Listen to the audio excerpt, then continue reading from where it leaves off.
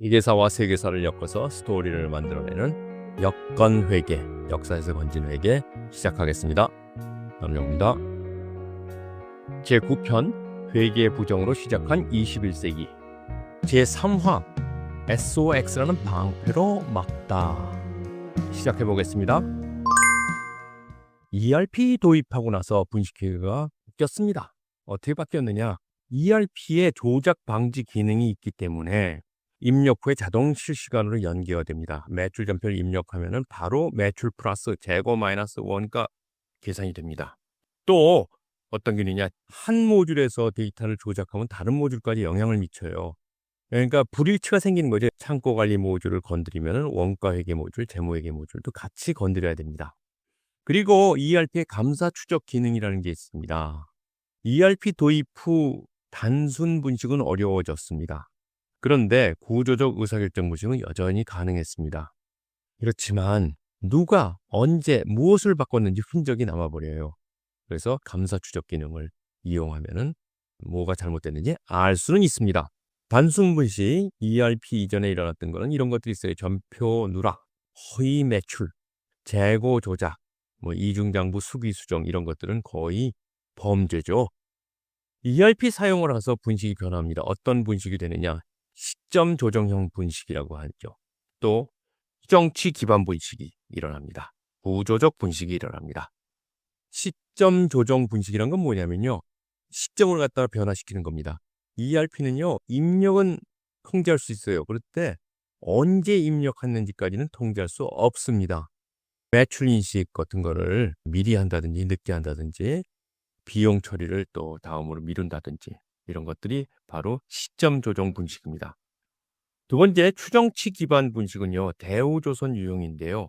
대우조선에서 어떤 일이 일어났어요? 입력은 정상적으로 했지만 추정 자체가 비정상적이었죠. 공사 진행 기준을 사용하기 때문에 추정을 변화시킬 수 있죠. 감가상각도 마찬가지. 손상 차손 이런 건 좀 어려운 개념이니까 그냥 넘어가겠습니다. 구조적 분식, 가장 빈번하게 일어나는 분식입니다. N론 유형이라고 하는데요. N론 분식을 SP한테 넘긴 다음에 어떻게 했어요? SP에 파산 신청을 해버렸습니다. 그럼 어떻게 돼요? N론은 가만히 있고 SP란 기업만 덤택이 뜨는 거죠. 그래서 관계회사 SP 이런 걸 이용해서 한다든지 또는 외부 거래 자체를 입력에 안 하는 겁니다. 이런 회계 부정은요. 점점 진화합니다. 미국의 회계 부정이 계속 터지는데요. 이런 것들이 월드콤, 타이콤 이렇게 계속 터져요. 이 하나하나가 아주 고도화된 회계 부정이었습니다. 그리고 한 번 터지면 규모가 커요. 이유는 적발이 늦어서 그렇습니다. 왜 적발이 늦냐? 추정형, 구조형은요. 잘 찾아내기가 어렵습니다. 그리고 또 찾아내도 재판을 통해서 과연 그 가정이 합리적이냐는 법적으로 쟁점이 있었기 때문에 오래 걸리죠. 책임 주체의 변화가 또 큽니다. ERP 이전에는 실무자가 주범이었는데요. ERP 이후에는 경영진이 합쳐됩니다. 성격도 ERP 이전에는 그냥 상황이 그렇게 만들어졌는데 이번엔 조직적으로 통제도 내부 통제 감시를 잘못해서 그런 건데 이제 그게 아니고 지배구조, 자회사 같은 걸 만들면서 분식을 하는 겁니다. 그리고 법적 책임이 개인에서 CEO, CFO로 넘어왔습니다. 회계감사의 개혁으로 이걸 대응했는데요. N론 사태는 SOX법이라는 회계감사 개혁을 했습니다. 우리나라 대우조선해양도요. 신외관법이라는 걸로 대응을 했습니다. 먼저 SOX법 얘기를 하겠습니다. SOX법의 기본 철학은 뭐냐? 회계는 더 이상 회계부서의 문제가 아니라는 겁니다. 그러면서 미국 의회가 초당적 합의를 했습니다. 상원, 하원이 공동 발의했어요. 상원 의원인 폴 사르베인과 하원 의원인 마이클 억슬리라는 사람이 합쳐서 SOX라는 걸 만들어냈습니다. SOX법의 주요 내용을 간단히 보면요. CEO, CFO가 재무제표에 서명을 하도록 했습니다. 이제 나는 몰랐다 이런 말은 할 수 없는 겁니다. 그리고 내부 회계 관리 제도를 감사하는 걸 의무화했습니다. 이렇게 내부 통제 감사를 CPA한테 맡기는 겁니다. 또 하나는 감사인을 감독하는 기구를 만들어냈어요.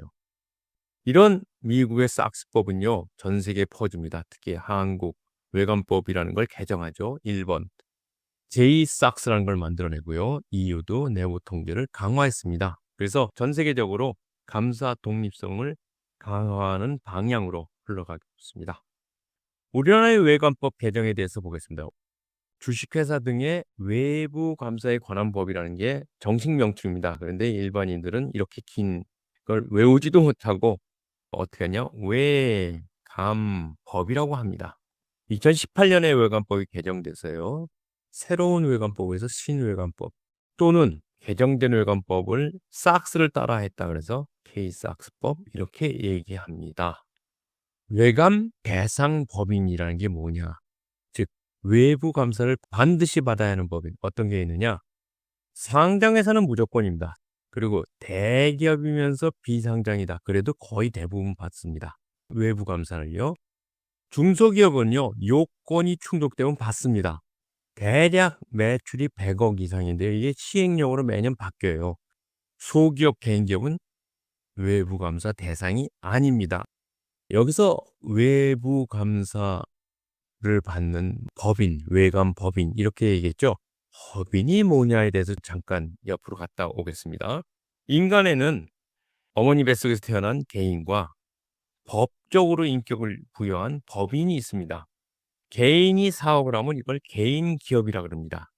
법인에는 영리와 비영리가 있습니다. 영리 법인은 우리가 회사라 그럽니다. 비영리 법인은 협회, 병원, 학교 등이 있고요. 영리 법인, 회사에는 이렇게 5가지 종류가 있습니다. 주식회사, 유한회사, 유한합자회사, 합자회사, 합령회사. 내려갈수록 무한책임으로 가는 겁니다. 회사와 기업의 차이. 아까 법인이란 건 이제 이해하셨죠? 회사라는 거와 기업이 어떻게 차이 나느냐? 어느 게 크냐?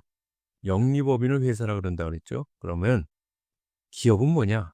개인 기업과 법인 기업을 합쳐서 말하는 겁니다. 그러면은 정리를 해보겠습니다. 기업은 영리적 사업체를 포괄하는 개념에서 그 안에 개인 기업과 법인 기업이 있습니다. 특히 영리법인 기업 있죠? 이걸 뭐라 그런다 그랬어요? 회사라 그럽니다. 그런데 5가지 종류의 회사 중에서 주식회사가 대다수입니다. 97%예요. 기업이 가장 큰 개념.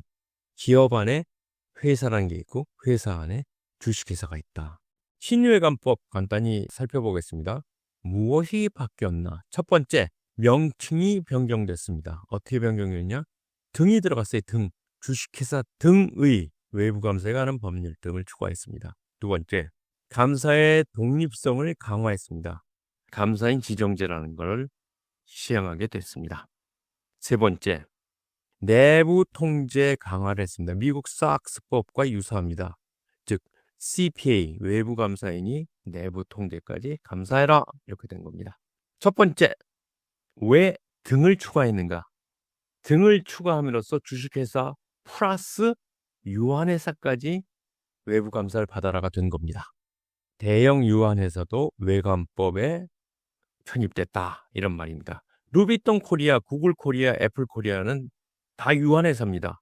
그러면 그 다음 질문은 왜 유한회사를 택했느냐? 유한회사는 단점이 많아요.